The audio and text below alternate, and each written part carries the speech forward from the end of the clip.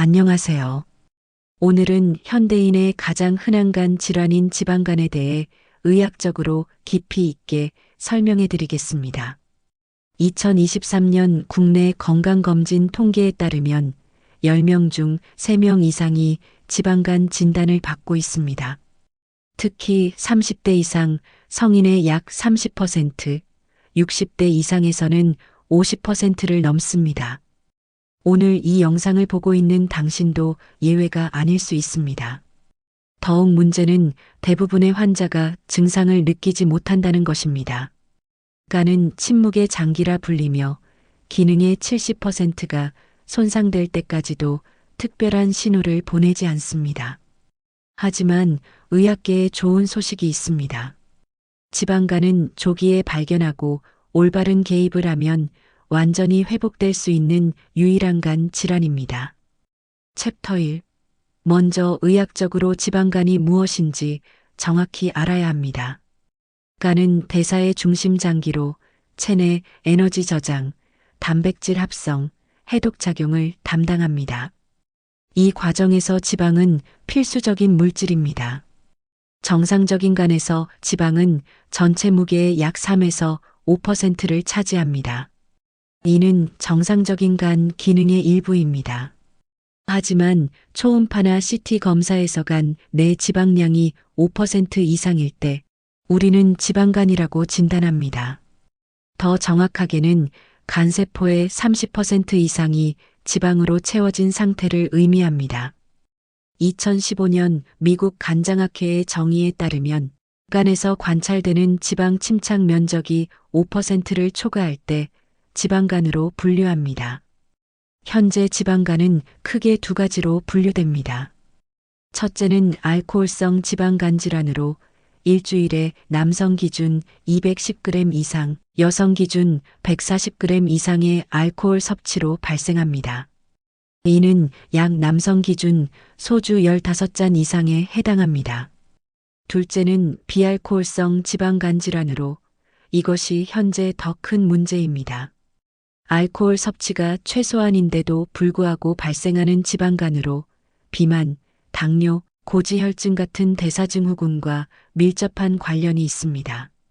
한국 성인의 약 70%는 이에 해당하며 2010년 22%에서 2023년 30%로 유병률이 증가했습니다. 챕터 2. 지방간이 왜 생기는지 이해하려면 간에서의 지방 대사 과정을 알아야 합니다. 간은 탄수화물, 단백질, 지방을 처리하는 대사의 중심지입니다. 첫 번째 경로는 간으로 유입되는 지방산입니다. 우리가 음식으로 섭취한 지방은 장에서 흡수되어 유리지방산 형태로 혈액을 통해 간으로 이동합니다. 간으로 들어오는 지방산의 60%는 식이지방, 25%는 간에서 만드는 지방, 15%는 지방 조직에서 분해되어 나오는 지방입니다. 건강한 간은 이 지방산을 에너지로 활용하거나 초저밀도 지질 단백질이라는 형태로 외부로 배출합니다. 두 번째 경로는 간에서 직접 만드는 지방입니다. 우리가 먹은 탄수화물, 특히 포도당과 과당이 간에서 지방산으로 변환됩니다. 이 과정을 지방신생이라고 합니다. 특히 과당은 포도당보다 3배 빠르게 지방으로 변환되어 탄산음료나 과자의 과당이 지방간의 주요 원인이 되는 이유입니다.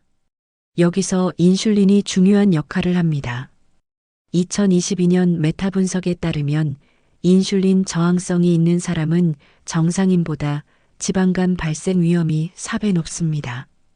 인슐린 저항성은 혈당을 낮추려는 신체의 신호에 세포가 반응하지 않는 상태로 이때 간은 더 많은 지방을 축적하게 됩니다. 높은 혈당이 유지되면 더 많은 인슐린이 분비되고 이는 간에서 지방 신생을 촉진합니다. 결과적으로 악순환이 반복되면서 지방간이 악화됩니다. 세 번째는 지방산 산화 능력의 저하입니다. 건강한 간은 미토콘드리아에서 지방산을 베타 산화 과정을 통해 에너지로 전환합니다. 하지만 비만이나 만성 스트레스 상태에서는 이 기능이 저하되어 지방이 계속 축적됩니다. 주요 위험 요인을 정리하면 첫째는 복부비만입니다. 2020년 한국대사증후군 연구에서 복부비만이 있는 사람의 지방간 유병률은 72%로 정상 체중인의 15%와 비교해 거의 5배 높았습니다. 특히 내장 지방이 축적될수록 지방간 위험이 증가합니다. 둘째는 과도한 당 섭취입니다. 특히 고가당 옥수수 시럽이 들어간 음료나 가공식품이 문제입니다. 2023년 연구에 따르면 주 3회 이상 탄산음료를 마시는 사람은 지방간 위험이 2배 증가했습니다. 과당 섭취가 과다하면 비알코올성 지방간 발생 위험이 3배 증가합니다. 셋째는 운동 부족입니다. 유산소 운동이 부족하면 지방산 산화가 저하되고 근육량이 감소하면서 인슐린 저항성이 악화됩니다. 2021년 메타 분석에서 주 3회 이상 운동하는 군은 전혀 운동하지 않는 군에 비해 지방간 위험이 43% 감소했습니다. 넷째는 수면 부족과 스트레스입니다. 수면 부족은 코르티솔과 그렐린 수치를 높여 식욕을 증가시키고 동시에 렙틴 신호 전달을 방해합니다. 결과적으로 야간 과식과 대사 이상이 발생합니다. 챕터 3. 지방간을 방치하면 어떻게 될까요? 이것이 가장 중요한 부분입니다. 의학적으로는 4가지 단계로 분류됩니다. 스테이지 0은 단순 지방간, 즉 지방이 쌓여 있지만 염증이 없는 상태입니다. 2단계에서는 간 기능이 비교적 정상입니다. 우리가 앞서 본 비알코올성 지방간 진단을 받은 환자의 약 75에서 80%가 2단계입니다. 스테이지 1은 경미한 염증이 시작되는 단계입니다. 간세포가 손상되기 시작하면서 염증 마커인 ALT 효소가 상승합니다. ALT 수치가 정상의 12배인 4080UL 수준입니다. 정상 범위는 0에서 40UL입니다. 스테이지 2는 지방간염, 즉 비알코올성 지방간염입니다. 2단계부터 조직 손상이 명확하고 간 기능이 저하되기 시작합니다.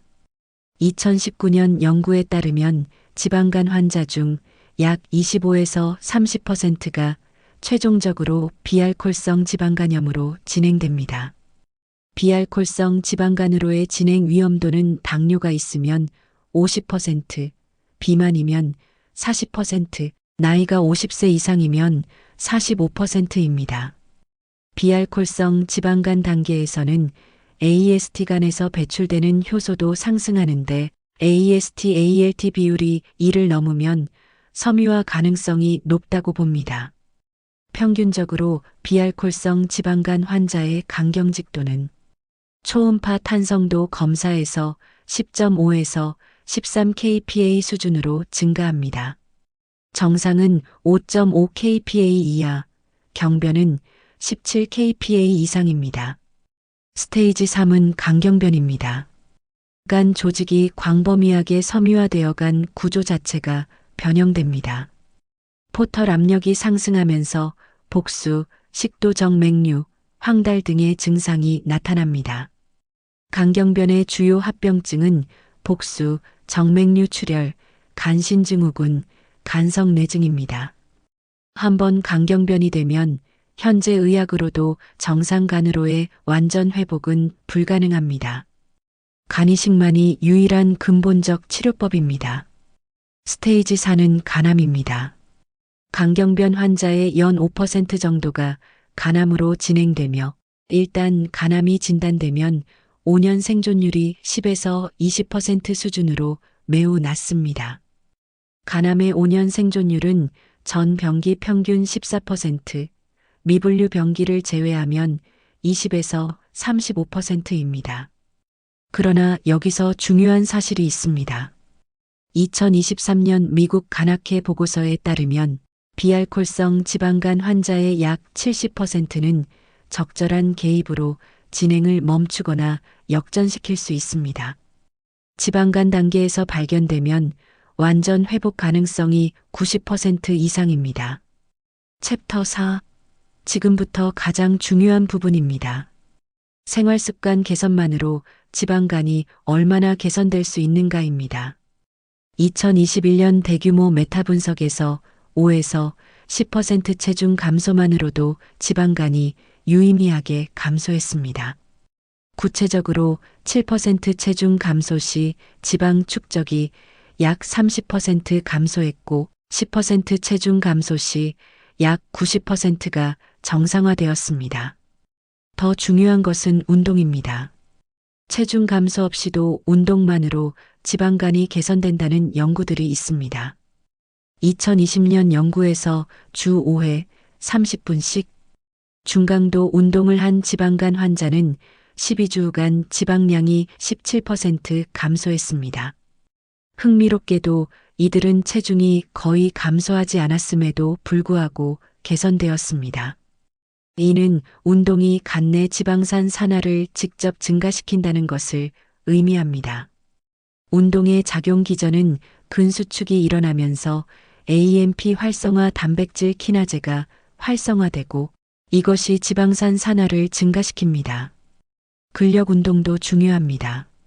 근육은 포도당을 직접 흡수하므로 근육이 많을수록 혈당 조절이 잘 됩니다. 근력 운동은 주 2회, 대근육 다리 등 가슴 위주로 82회 반복을 권장합니다. 연구에 따르면 주 2회 근력 운동을 추가한 환자들은 26주간 지방이 36% 감소했습니다. 실제 임상 사례를 보겠습니다.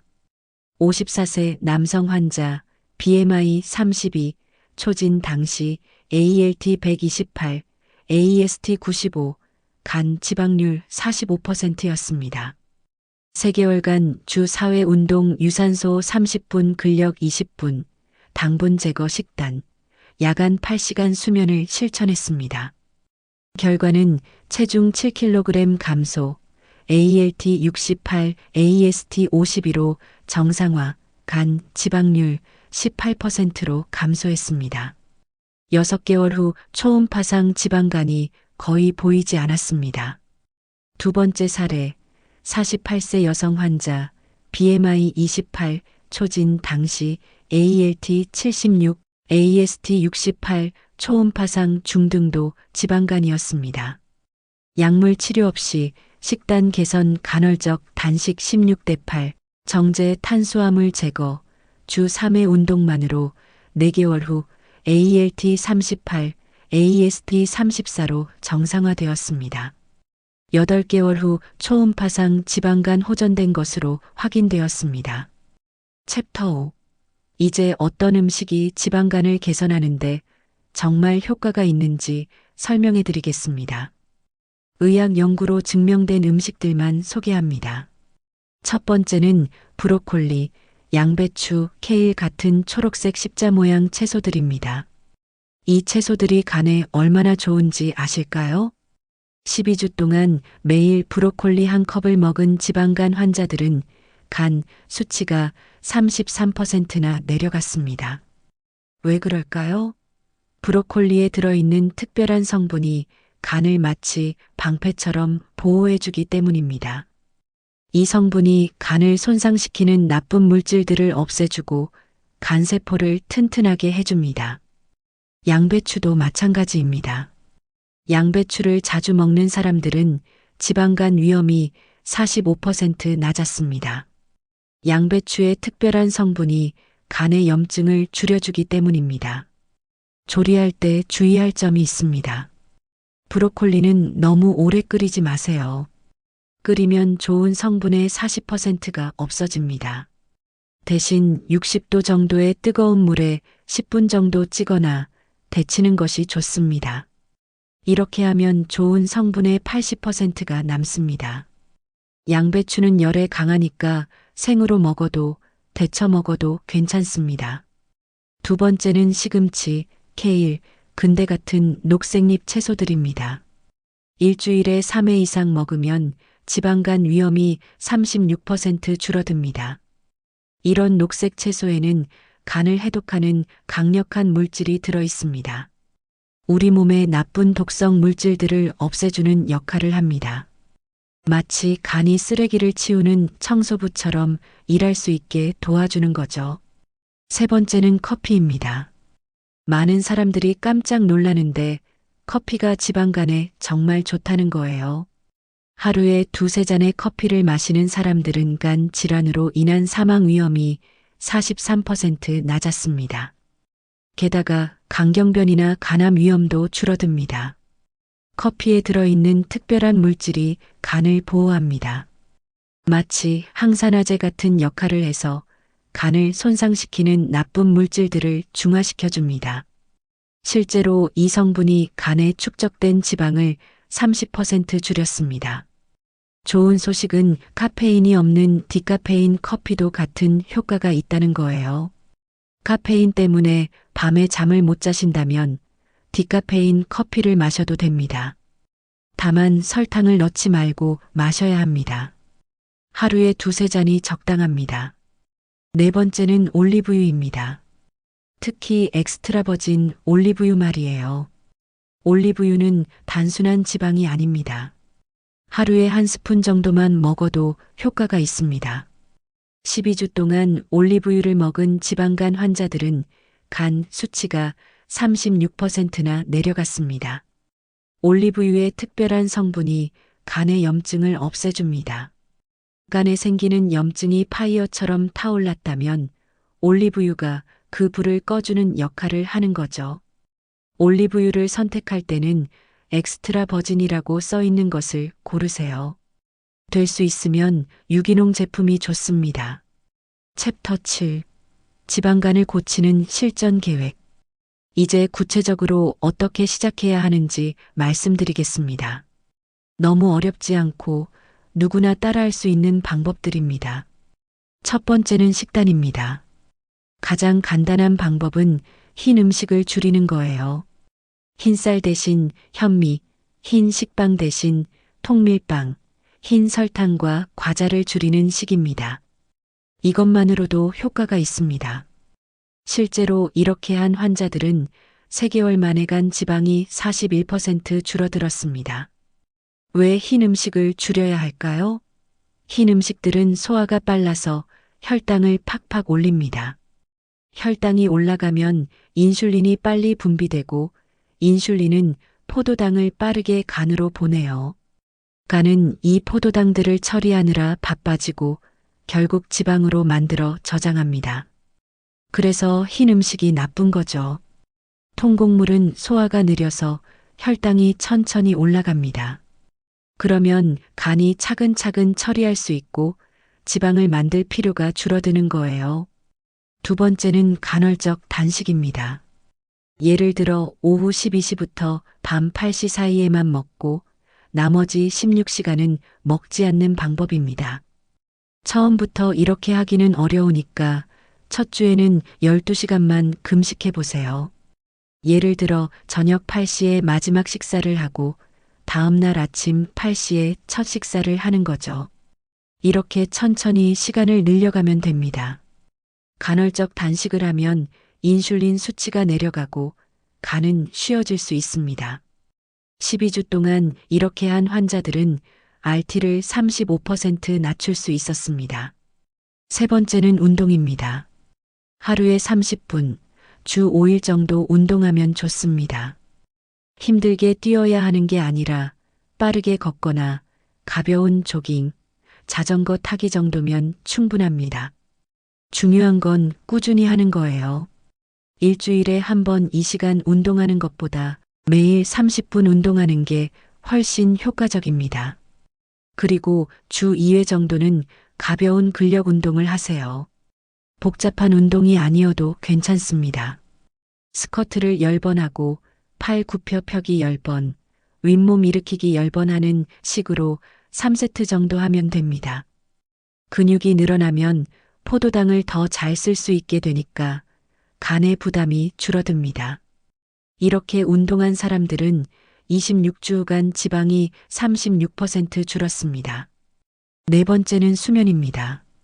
하루에 7에서 9시간을 자야 합니다.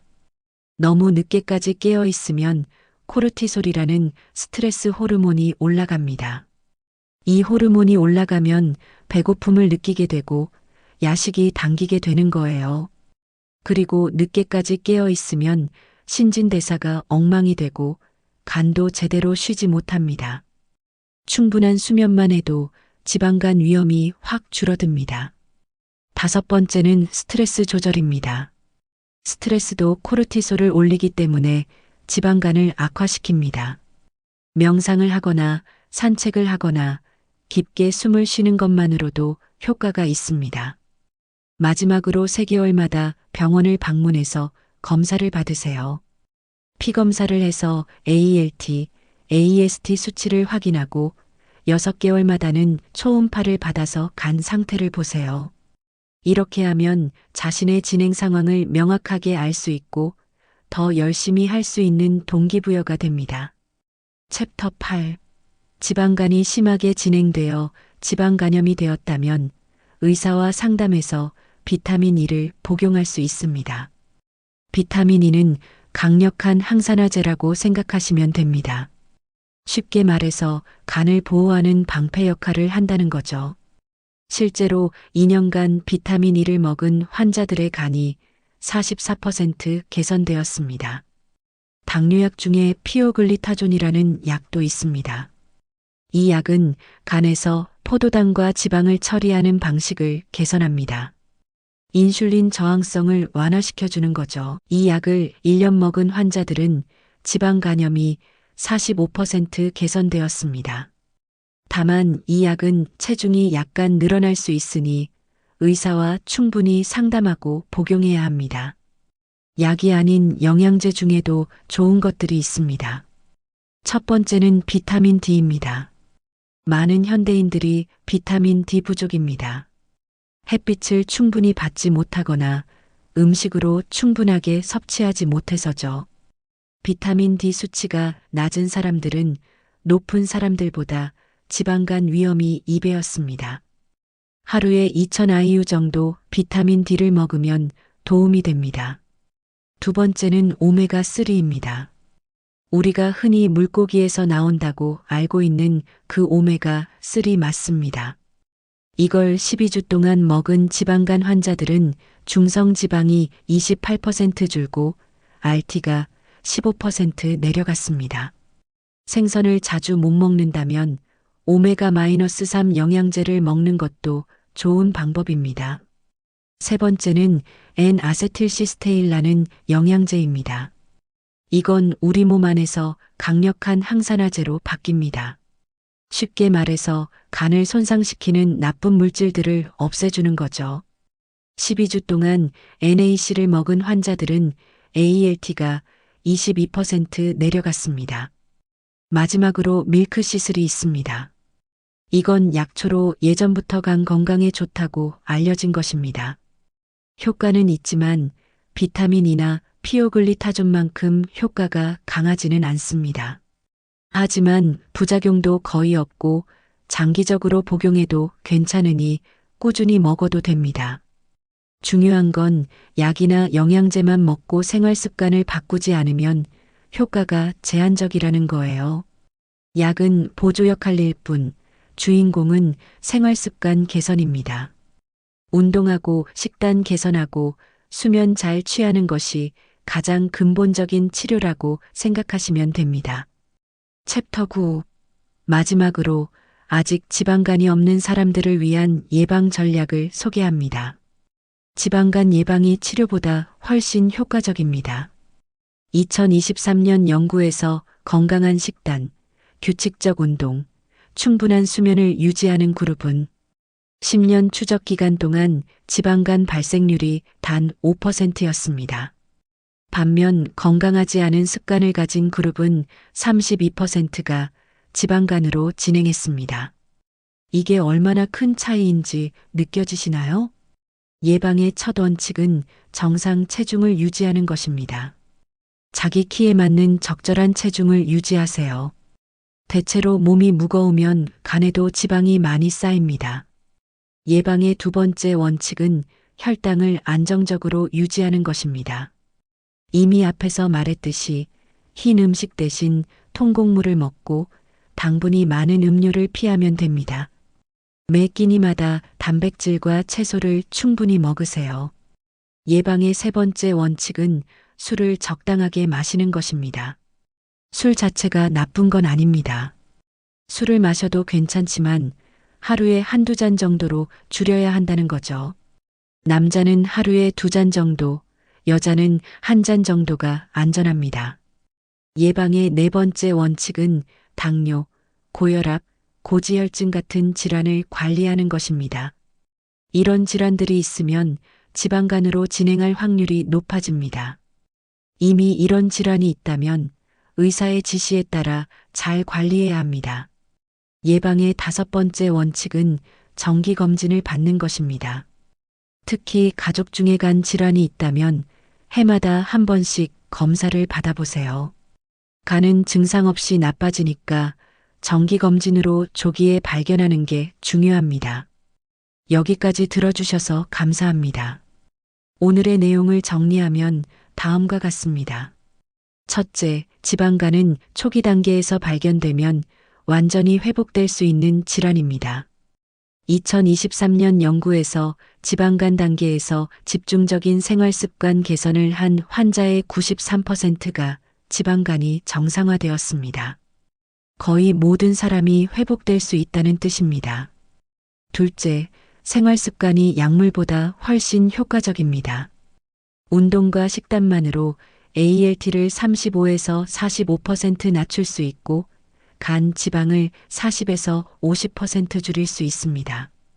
약에만 의존하는 것보다 생활 습관을 바꾸는 것이 장기적으로 훨씬 더 효과적입니다. 셋째, 지금 시작하는 것이 늦지 않았습니다. 50대, 60대 이상의 사람들도 생활 습관을 개선하면 평균 6개월 내에 지방간이 호전됩니다. 너무 늦었다고 생각하지 마세요. 지금 시작하면 충분히 회복될 수 있습니다. 넷째, 일관성이 가장 중요합니다. 한 주 동안 완벽하게 하려고 하지 마세요. 매일 조금씩 꾸준히 하는 게 훨씬 낫습니다. 오늘 운동 안 했으면 내일이라도 하고 한 끼를 잘못 먹었으면 다음 끼를 잘 먹으면 됩니다. 완벽함보다 일관성이 성공을 가져온다는 거죠. 5번째, 혼자가 아니라는 걸 기억하세요. 전 세계 수백만 명의 사람들이 지방간에서 벗어났습니다. 최신 의학과 영양학 그리고 운동과학이 모두 당신을 돕기 위해 있습니다. 간은 침묵의 장기이지만 동시에 가장 강한 회복력을 가진 장기입니다. 당신의 오늘의 작은 선택이 내일의 건강한 간을 만듭니다. 이 영상이 도움이 되었다면 좋아요와 구독으로 더 많은 사람들이 이 정보에 접근할 수 있도록 도와주세요. 그리고 댓글로 당신의 경험이나 질문을 남겨주시면 추후 영상에 반영하겠습니다. 당신의 건강한 간을 응원합니다. 감사합니다.